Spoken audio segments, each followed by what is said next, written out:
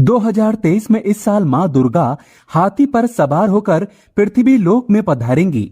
शास्त्रों में वर्णित है कि तथा मान्यताओं के अनुसार अगर शारदीय नवरात्रि पर यदि माता दुर्गा का आगमन उनके वाहन सिंह पर नहीं बल्कि हाथी पर होगा तो मान्यता है कि माता दुर्गा का हाथी पर सवार होकर आना बहुत ही शुभ और कल्याणकारी माना जाता है। जीवन सुखमय हो जाता है। भक्ति का भरपूर लाभ भक्त जनों को मिलता है। दोस्तों, इस बार नवरात्रि पूरे 9 दिनों तक मनाई जाएगी। न एक भी दिन कम न ज्यादा, पूरे 9 दिनों तक मनाई जाएगी। मां शेरोवाली की विशेष रूप से पूजा आराधना की जाएगी। शारदीय नवरात्रि का महापर्व इस बार 2023 में 15 अक्टूबर दिन रविवार से शुरू होकर 23 अक्टूबर सोमवार के दिन समाप्त होंगे। ऐसे में शारदीय नवरात्रि पर माता दुर्गा की कृपा पाने के लिए कलश स्थापना का शुभ मुहूर्त है 15 अक्टूबर को दिन में 11:44 से दोपहर 12:30 तक कलश स्थापना का शुभ मुहूर्त रहेगा। शास्त्रों में नवरात्रि के 9 दिनों को लेकर कुछ खास नियम वर्णित हैं। कुछ कार्य को करने या न करने के नियम बताए गए हैं, जिनका पालन नवरात्रि के दौरान माता रानी के भक्तों को अवश्य ही करना चाहिए। अगर आप इनमें से कोई भी वर्जित काम गलती से भी नवरात्रि के दिनों में कर देते हैं तो आपको माता रानी के क्रोध का सामना करना पड़ सकता है और व्रत और पूजन का पुण्य फल आपको प्राप्त नहीं होगा। आज की इस वीडियो में हम आपको ऐसे ही कार्यों के बारे में बताएंगे जिन्हें नवरात्रि के दौरान भूल कर भी नहीं करना चाहिए। गलती से अगर आप ये कार्य कर देते हैं तो आपको दोष लग सकता है। आगे बढ़ने से पहले अभी तक आपने हमारे चैनल को सब्सक्राइब नहीं किया है तो चैनल को सब्सक्राइब करके बेल आइकन जरूर दबाइएगा। सच्चे दिल से कमेंट बॉक्स में लिखें जय माता दी। माता रानी आपके ऊपर कभी कष्ट न आने दे।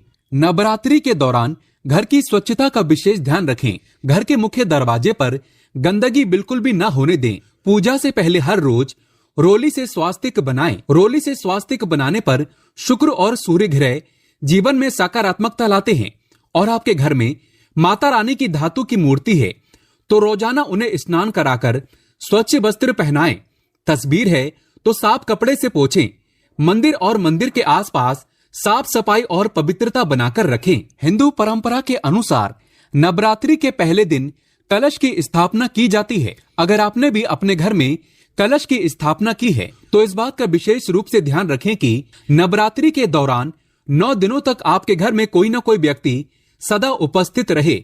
अपने घर को खाली छोड़कर कभी नहीं जाएं। घट स्थापना के बाद अगर आप घर को खाली छोड़कर जाते हैं तो इससे आपको नवरात्रि व्रत और पूजन का पुण्य फल प्राप्त नहीं होता है। माता रानी क्रोधित हो जाती है। दोस्तों, जरा आप ही सोचिए, नवरात्रि के पूरे 9 दिनों तक माता रानी आपके घर में आती है और आप ऐसे में माता को अकेला छोड़ देंगे तो माँ को बुरा लगेगा और वो आपके घर से हमेशा हमेशा के लिए चली जाएंगी।